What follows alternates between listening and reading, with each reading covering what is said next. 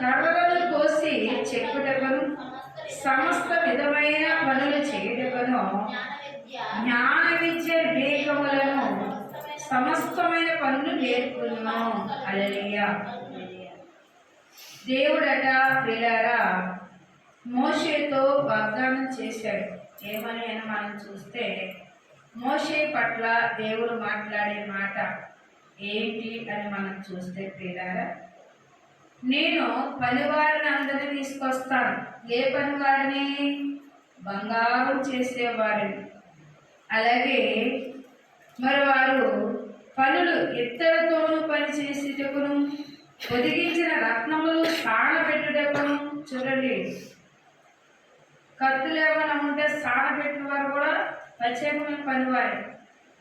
అలాగే నేర్పువారు కలిగిన వారిని దేవుని ఆత్మ పూర్ణముగా చేసుకున్నాను. వారు పనులు చేసేవారుగా నేను అన్ని సమకూర్చాను అన్నారు. దేవుని స్తోత్రములు. హల్లెలూయా హల్లెలూయా హల్లెలూయా. అందుకే ప్రియులారా వాక్యం సెలవిస్తూ ఉంది. 12వ వచనంలో మనం చూస్తే, మరియు యెహోవా మోషేతో ఇట్లనెను, నీవు ఇశ్రాయేలుతో నిజముగా మీరు నేను నియమించిన విశ్రాంతి దినమును అనుసరించవలను. మిమ్మల్ని పరిశుద్ధపరుచుచున్న యెహోవా నేనే అని తెలుసుకున్నట్లు అది మీ తరము వారకు నాకును మీకును గుర్తులకు కావున మీరు విశ్రాంతి దినము అనుసరించవలను. హల్లెలూయా హల్లెలూయా హల్లెలూయా హల్లెలూయా. చూసారా, 6 రోజులు కష్టపడిన దేవుడట విశ్రాంతి దినం నుండి ఎంతో ఆశ్రయించవలను అని చెప్పాడు. 6 రోజులు కష్టపడిన 6 రోజులు ఆకాశం చేశాడు, భూమిని చేశాడు, అలాగే సముద్రాలను చేశాడు, మచ్చికలను చేశాడు, అలాగే ప్రియులారా ఆయన జంతువులు చేశారు, పక్షులను చేశాడు, ఇళ్ళ కాలువలను చేశాడు. మానవులు కూడా 6వ రోజే చేశారు. 7వ రోజు ఆయన విశ్రాంతి తీసుకున్నారు కనుక మీరు కూడా విశ్రాంతి తీసుకోండి. ఏం చెప్పాడు? విశ్రాంతి అనేది మీరు చాలా ఆశ్రయించాలి. హల్లెలూయా హల్లెలూయా. 6 దినములు పని చేయవచ్చును, 7వ దినం యెహోవాకు ప్రతిష్టమైన విశ్రాంతి దినము.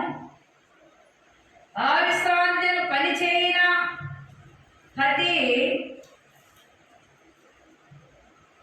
ప్రతివాడును తప్పక మరణ శిక్ష పొందవలెను.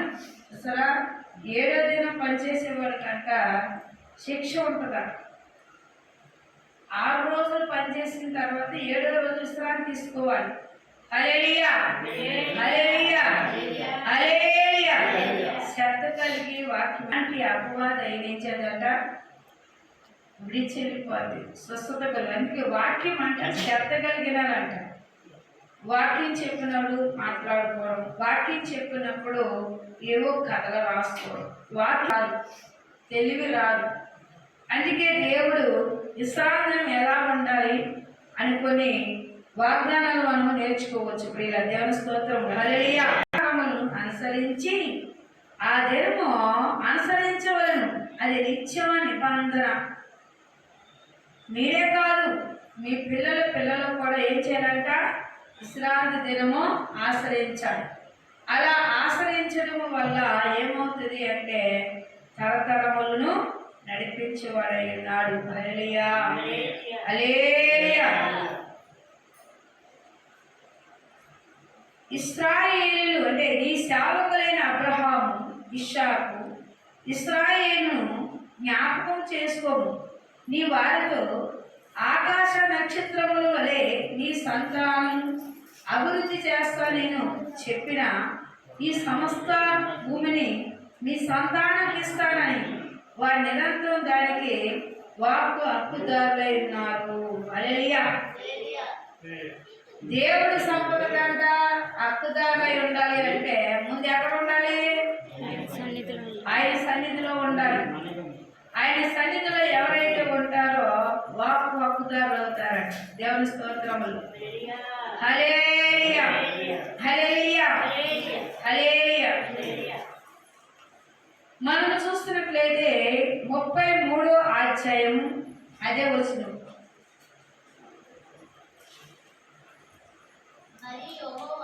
మరియు యెహోవా మోషేతో ఇట్లనెను, నీవు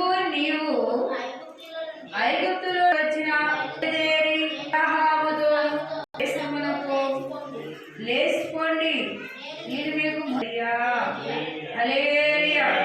దేవుడు ఎవరితో చెప్పాడట? అబ్రహాముతో చెప్పాడు, షావుతో చెప్పాడు, యాకోబుతో చెప్పాడు. చెప్పినట్లే దేవుడు ఏం చెప్పాడో చెప్పిన ప్రకారము దేవుడు చెడు మొదలు పెట్టాడు, చేశాడు. వారికి ఇసుక లేని అంత జనాంగము సుక్కలు లెక్కగలవంటే ఎవరు లెక్కగలరా? సుక్కని లెక్కట్లేరు, ఇసుకని లెక్కట్లేరు, వస్త్రంతో నీళ్ళను కట్టలేరు. దేవుడట వాగ్దానం ఇచ్చాడట, సుక్కని లెక్కెట్టగలవా, నీకు అంత జనాన్ని ఇస్తున్నాను అన్నాడట దేవుడు. హల్లెలూయా హల్లెలూయా. ఇసుక లేనంత జనం అన్నాడు. ఇసుక లేనంత ఇసుకని ఎవరు లెక్క పెట్టగలరు? ఇసుకను కూడా ఎవరు లెక్క పెట్టగలరు? దేవుని స్తోత్రములు. హల్లెలూయా. చేసుకోవచ్చు. చదువు. ఎవరెవరికంటే ఆయన వారందరినీ వెళ్ళగొట్టి అని మీతో కూడా రానుత్రోవలో మిమ్మల్ని సహాయించదేమని మోషేతో చెప్పారు. ప్రజలు ఆ దుర్వార్త విని దుఃఖపడేది. ఎవడు ఆభరణం ధరించుకొనలేదు కాగా యెహోవా మోషేతో ఇట్లనెను, నీవు ఇశ్రాయేలుతో మీరు లోబడిన ప్రజలకు ఒక క్షణం మాత్రమే.